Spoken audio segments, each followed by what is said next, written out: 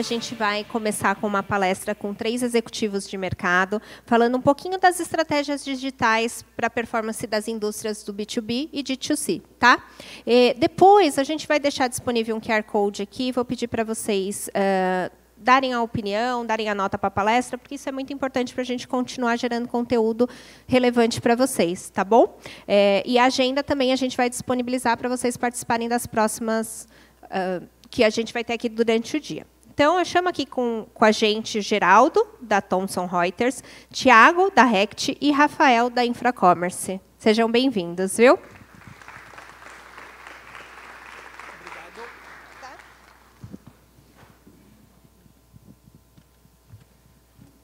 Bom, boa tarde, pessoal, tudo bom? É um prazer enorme receber vocês aqui. Eu sou o Rafael, da Infra. Estou na Infra já há 5 anos, mais ou menos, mas no mercado digital estou há aproximadamente 12 anos. Passei por indústrias e B2B, B2C.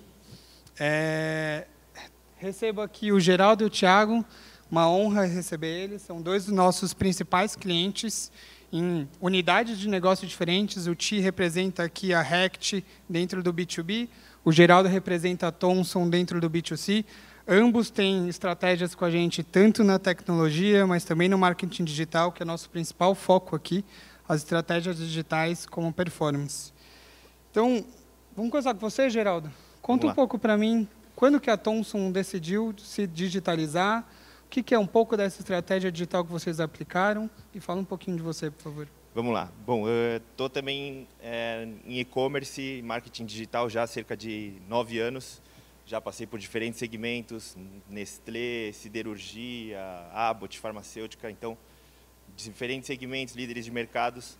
Hoje, falando de Thomson, tenho 3 anos de Thomson, e aí, indo para a sua pergunta, a Thomson Reuters, explicando um pouquinho para quem não conhece da empresa, a Thomson é uma empresa que facilita atividades para governos e instituições. Então, são softwares, soluções para esses conteúdos técnicos, e a Reuters é de notícias, né? Então, já está muito no core, no DNA da empresa, a inovação desde o telégrafo, das notícias que eram compartilhadas mundo, né?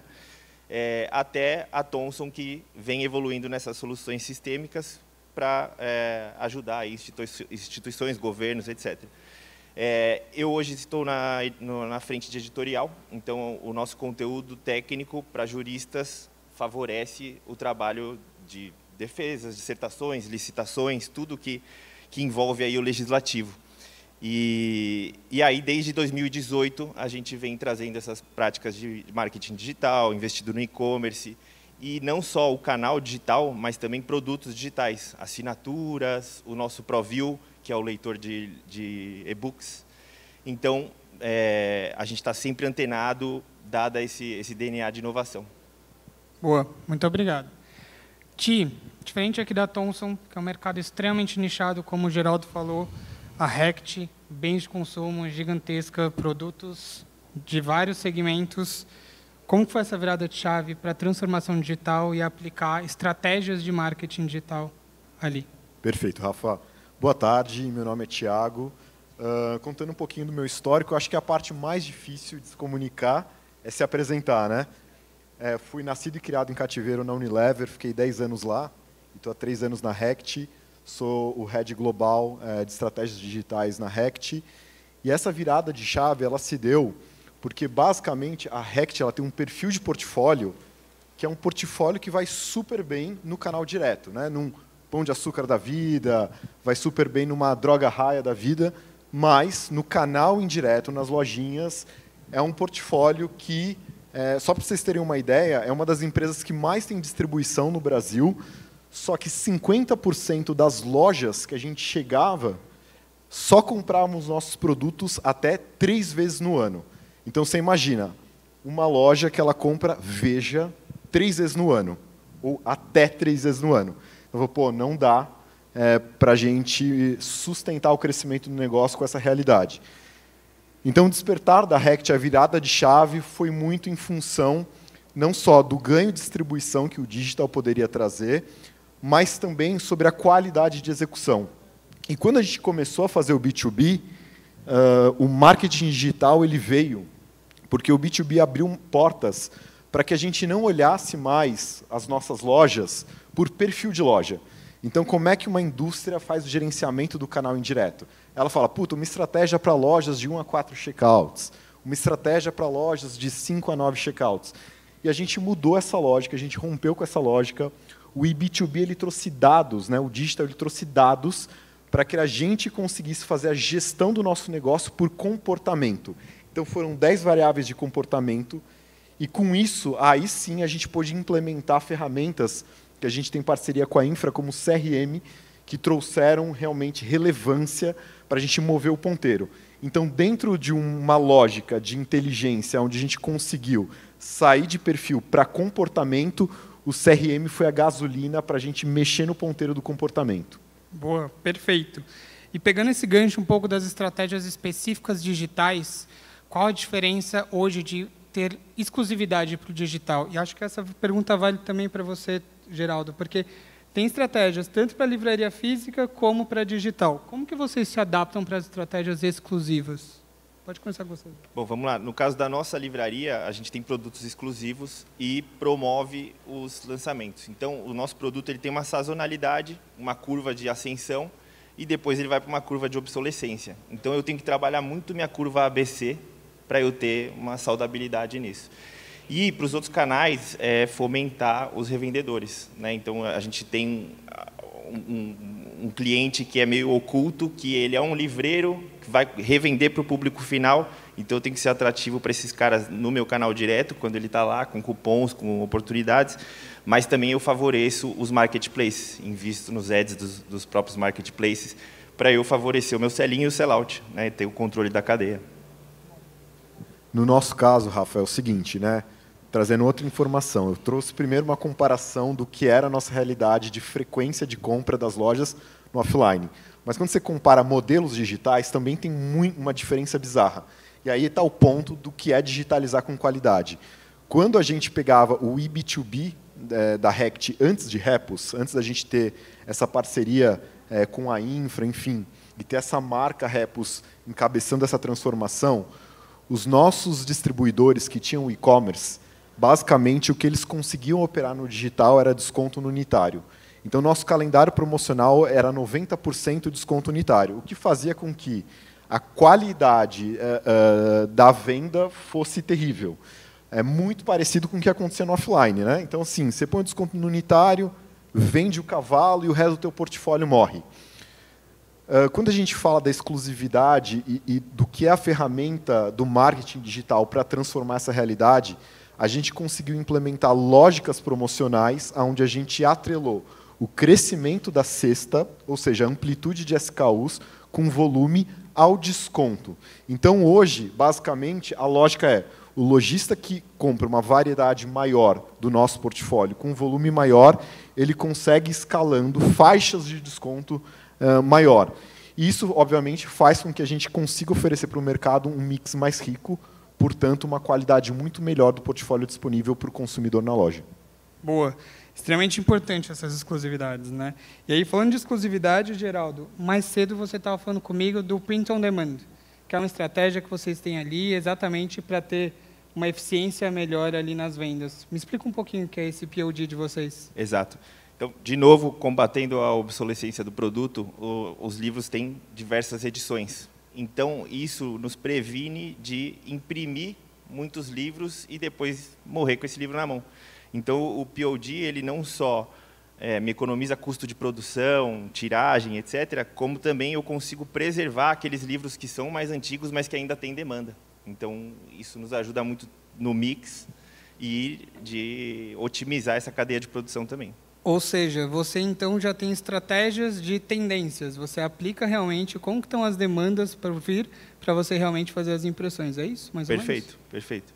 Inclusive, até mesmo antes de gerar um produto, né, de produzir esse produto impresso, eu posso usar ele como um termômetro de demanda, né? Ver a aceitação do mercado para depois eu ter a tiragem. Porque o nosso mercado ainda tem o cara que quer folhear o livro impresso, então ainda é o maior share dos meus produtos, mas estamos nesse momento de transição, né? Então, o POD ele é mais ou menos uma junção do que é o pedido digitalizado com a demanda impressa. Boa. Falando em demanda, Ti, no B2B é um pouco diferente, né? Não, no meu caso, não dá para esperar a venda acontecer para ir atrás, né, do faturamento. Eu acho que já muda um pouco, no nosso caso, de outras plataformas. Primeiro porque a gente está conectado com o sistema de gestão de estoque do distribuidor. Então, quando o usuário, seja ele o representante de vendas ou a própria loja, acessa a Repos, ela sabe exatamente qual produto está disponível no inventário do distribuidor. E se o produto não está no inventário do distribuidor, você perdeu vendas. Então, você já começa a transformar a cadeia daí. Porque você começa a ter dados em tempo real, não só do que o teu usuário quer, mas o que está dentro da casa do distribuidor e o que ele tem capacidade de faturar. Isso muda como você vai fazer a gestão da tua equipe de vendas. Então, isso, para nós, é uma lógica bastante diferente. Só que, quando a gente fala de demanda, tem um ponto que é pouco discutido, mas que eu acho que em B2B é muito relevante, é que a gente tinha um lead time de uma campanha de 40 dias. Então, até eu fazer a campanha, aprovar budget, comunicar a minha equipe de vendas comunicar a distribuidor comunicar a segunda força de vendas, que é quem vai chegar nas lojinhas, isso levava, sem brincadeira, 40 dias. Eu consigo fazer esse processo em 4 horas. Isso faz com que eu pivote um mês dentro do mês. Então, eu consigo agora ver para onde essa demanda está fluindo, entender se o meu calendário promocional está adequado para essa demanda, e eu consigo salvar um mês caso o meu planejamento inicial ele não está respondendo aquele momento de mercado. Boa, perfeito. Pegando esse gancho, você está até falando de eficiência, né? Então, como você consegue escalar no digital de fato? Que outras estratégias de eficiência você aplica hoje como indústria? Sendo muito honesto, a maior estratégia de eficiência é o que a gente brinca, é o Zé to Zé, ou Maria to Maria, que é basicamente o seguinte, não existe digitalização sem o elemento humano. Então, não seria possível a gente fazer nada do que a gente faz sem o engajamento do distribuidor e da equipe do distribuidor. Então, a maior virada de chave foi quando a gente conseguiu implementar 2 coisas dentro do distribuidor. Primeiro os KPIs do nosso distribuidor, que até então era número de lojas, número de SKUs vendidos, foi implementar no programa que a gente chama Programa de Excelência do Distribuidor, KPIs de digitalização, então quão fluente ele estava na ferramenta, o quanto ele estava digitalizado, mas também combinar com o distribuidor o perfil da equipe do distribuidor. Para você ter ideia, eu tenho um executivo de Repos em cada um dos meus distribuidores, sendo um embaixador dessa transformação digital e das ferramentas de marketing digital dentro do distribuidor. Então, de novo, vou te trazer exemplo. Esse cara que está dentro do distribuidor, que até então era um cara puramente comercial e cobrava a indústria do tipo, me dá grana, me dá desconto, hoje ele fala o seguinte, cara, eu quero mais notificações pelo app, eu quero mais campanhas de WhatsApp, puta, eu quero essa interferência no algoritmo de vitrine.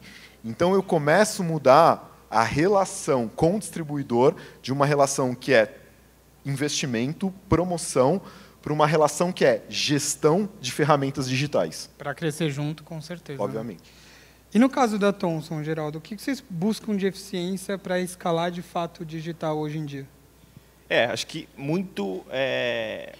está muito em conjunto e prevê as tendências de mercado, né? Então, a gente tem casos de livros que eram certeza de sucesso, mas que o legislativo de última hora mudou e isso causou uma queda nas vendas, como livros que foram apostas, que a gente não imaginava que teriam tanto sucesso e foram best-sellers.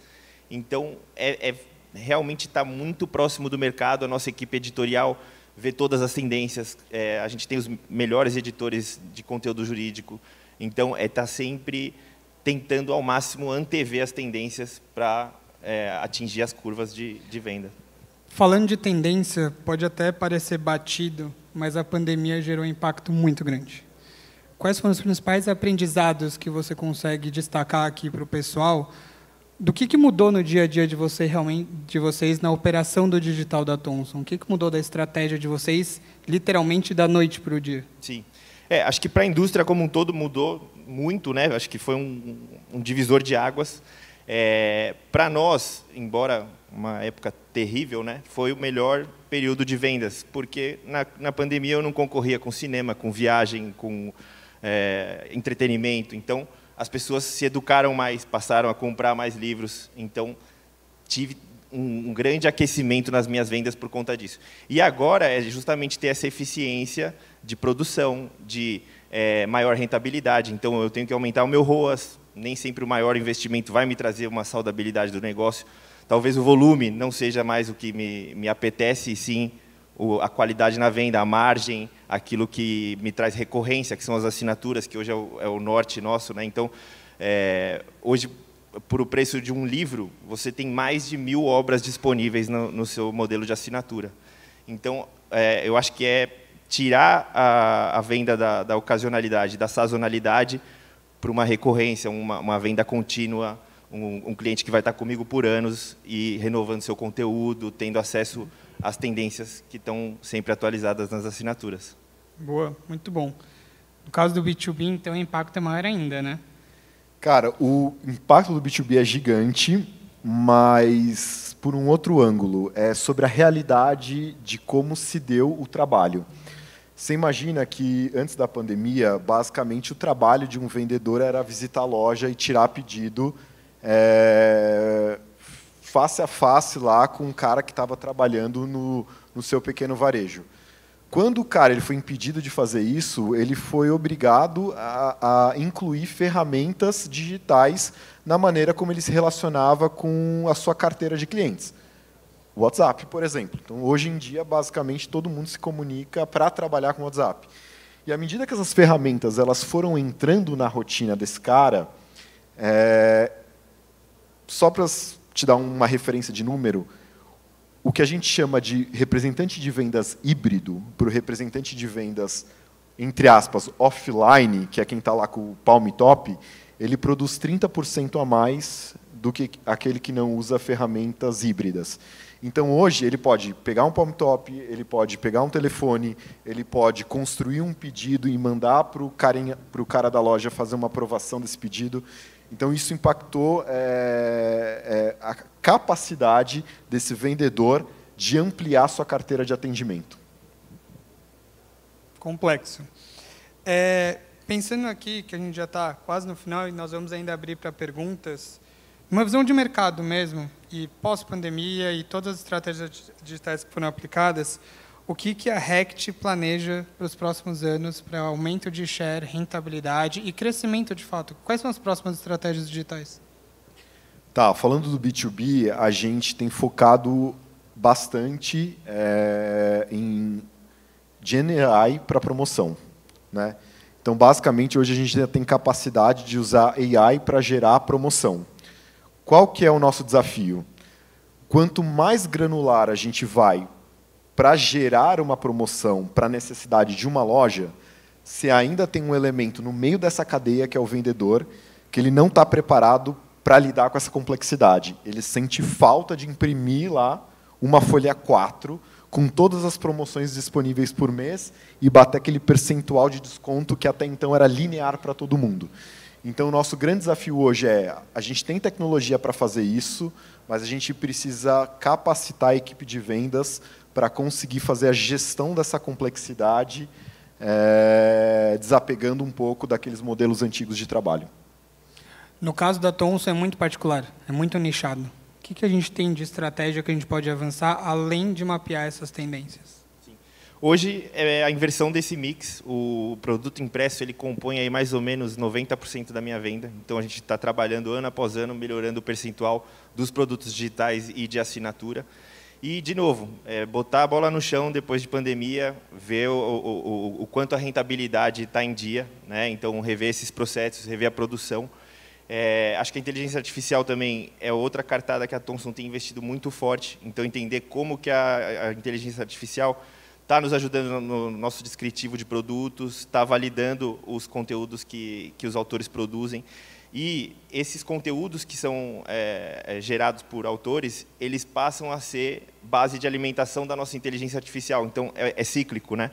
O autor redige a obra, isso vai para os meios, né? Para o consumo, e volta como base de informação para a inteligência artificial para outros produtos, o Legal One, entre outros que a empresa oferece, que partem aqui da nossa produção, né? Como se a gente fosse realmente a indústria do conteúdo jurídico. Então, é fomentar esse abastecimento das informações da inteligência artificial, pensando sempre na inversão do mix. Quanto mais produtos digitais, menor o meu custo, maior minha margem, maior minha eficiência operacional, e está a par dessas tendências sempre, né? Então, a produção, o produto sob demanda é um norte aí nosso que tem sido bem visto. Para a gente encerrar e depois a gente passar para as perguntas, Geraldo, o que você pode passar aqui para o pessoal das principais ferramentas que vocês utilizam hoje e que são indispensáveis para realmente crescer o negócio? Hoje a gente é muito em cima de analytics, né? Ter a performance, principalmente o monitoramento das curvas ABC, por causa da minha sazonalidade. O lançamento ele vai performar 3, 4 meses. Depois disso, eu já tenho que usar outras práticas. Daí o livro esfriou, eu tenho que usar o CRM, eu tenho que lembrar ele por outros canais, pelo próprio autor, usar o autor como embaixador do seu próprio livro, do nosso selo editorial. Então, eu acho que rever algumas métricas, principalmente ROAS, nesse aspecto, e diversificar conforme a demanda está quente ou fria, né, no nosso produto. Apesar de ser D2C, a gente repara que o CRM ele não foge nunca. A gente está falando do humano, né? Então, esse relacionamento contínuo. Alguma outra estratégia que você pode dar de dica aqui para o pessoal, Ti? Rafa, 4h30, a gente vai falar nesse palco sobre o case completo, mas um foco que eu vou trazer dentro do que eu vou falar na agenda das 4h30 é sobre a gestão de stakeholder no processo de inovação. Então, a gente fala muito sobre ferramenta, mas os profissionais de digital, talvez a maior, eu pelo menos, como profissional de digital, a maior dificuldade que eu enfrento é como eu faço a gestão do nível mais sênior da organização, como faz a gestão das cadeiras de trade marketing e vendas. Então, é por aí que eu acho que eu vou colocar um foco para tentar desvendar esse nó. Boa, perfeito. Acho que temos um tempinho para perguntas. Se alguém quiser fazer alguma pergunta para o Geraldo, para o Thiago, fiquem à vontade.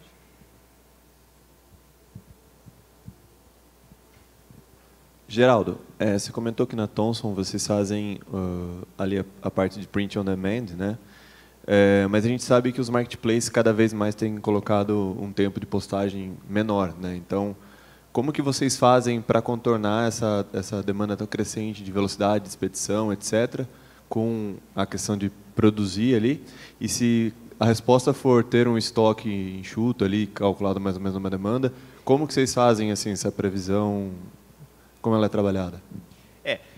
No fim, o que está na mesa é a margem, né? Porque os marketplaces, os vendedores desses marketplaces compram de mim com uma margem menor.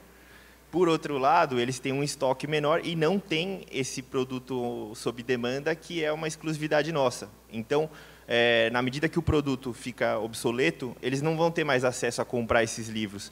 Já no meu site, eles vão continuar sendo vendidos. Então, eu tirar esse pedido, ofertar essa obra sem ela estar produzida, e essa cadeia de produção só eu tenho, né?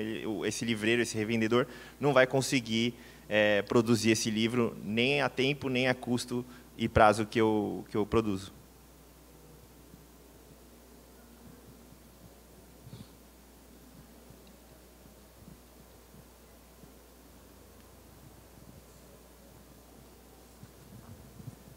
Oi, Thiago, tudo bem? Tá. Queria dizer primeiro que eu sou o Bruno, trabalho na empresa X Científica, nós somos fornecedores da Rect, inclusive, e eu queria entender um pouco qual foi o pulo do gato na parte de vendas de vocês, em que momento que os vendedores realmente abraçaram a ideia do digital? Bruno, o vendedor ele morre de medo dele se tornar irrelevante quando a gente implementa qualquer ferramenta como essa. E aí, o que acontece é que esses vendedores eles têm uma porrada de incentivo que é o salário variável desse cara, que fica mês a mês na mesa, e ele não tem muita gestão disso.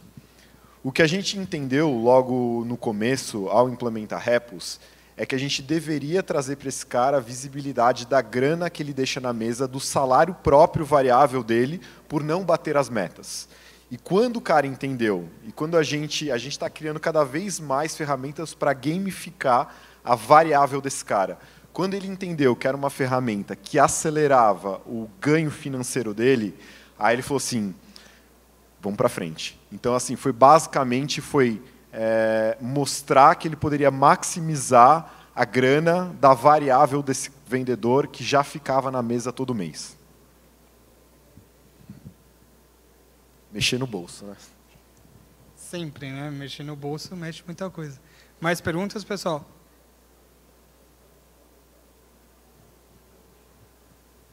Tiago também. Tiago, como é que você está vendo o pedido que inicia pelo vendedor, uma venda assistida, e o pedido que inicia diretamente pelo varejista? Como é que vocês estão adotando as estratégias na Rect para ligar esses dois públicos? Essa pergunta ela é bem polêmica, né? Porque, primeiro, que quando a gente fala... eu estou numa posição onde você tem países que entendem que o papel do representante de vendas e que esse cara ele vai trazer eficiência, e outros lugares que não entendem, que acham que tem que matar o vendedor, e é isso. Uma loja que compra sozinha em Repos, o ticket médio é em torno de 15% maior do que a que compra com vendedor. Olha que loucura isso. O que basicamente acontece são que essas lojas elas têm um comportamento que elas mixam entre o vendedor e a compra autônoma. E quando a gente pergunta para a loja por que ela faz isso, ela fala, poxa, porque ou o vendedor não pode me atender nesse horário, ou porque a visita do vendedor é com tal frequência e eu queria fazer uma compra no meio do caminho. Então, o que a gente trabalha com a equipe de vendas, com os vendedores, é que, cara, não existe substituição. A gente aposta no modelo híbrido e toda a nossa lógica de negócio é para que a gente tenha uma experiência na ferramenta, no aplicativo. Uma para quando o usuário é a lojinha e outra para quando o usuário é o vendedor. E a gente brinca que em Repos a gente tem dupla jornada de usuário. Então, a gente cria toda uma lógica de navegação para quando o cara é o sales rep e uma lógica de navegação para quando o cara é o lojista. Boa.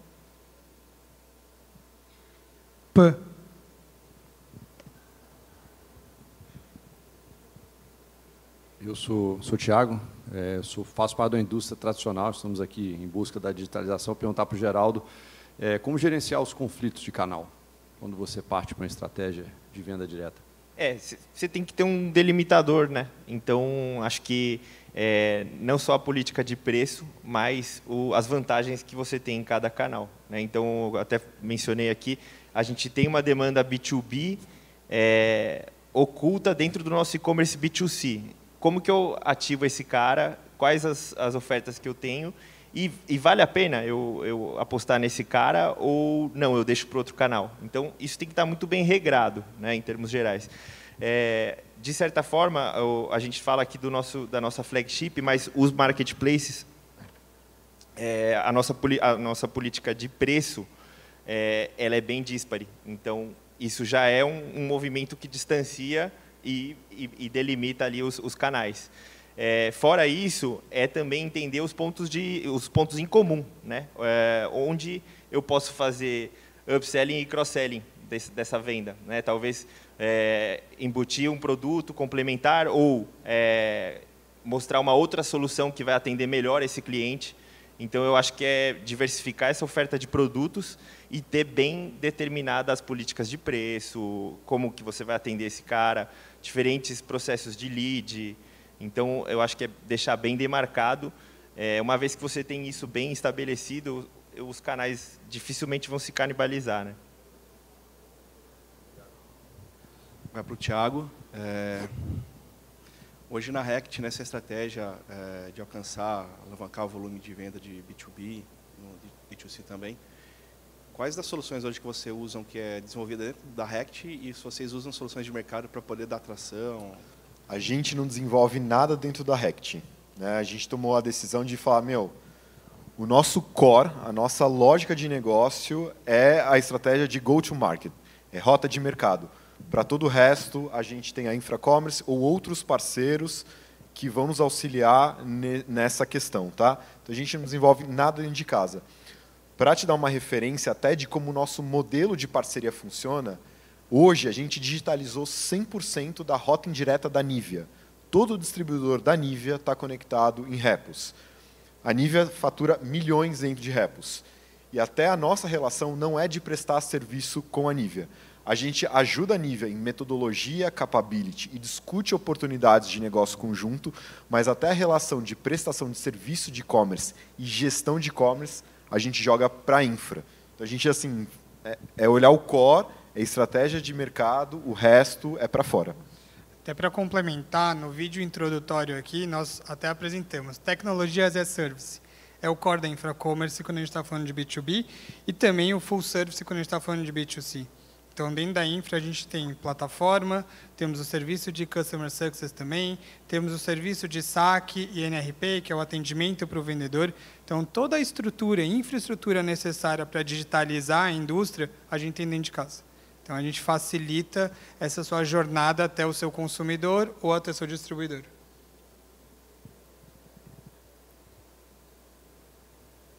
Fechamos? Boa, beleza. Obrigado, Ti. Obrigado, Geraldo. Obrigado. Prazer receber vocês.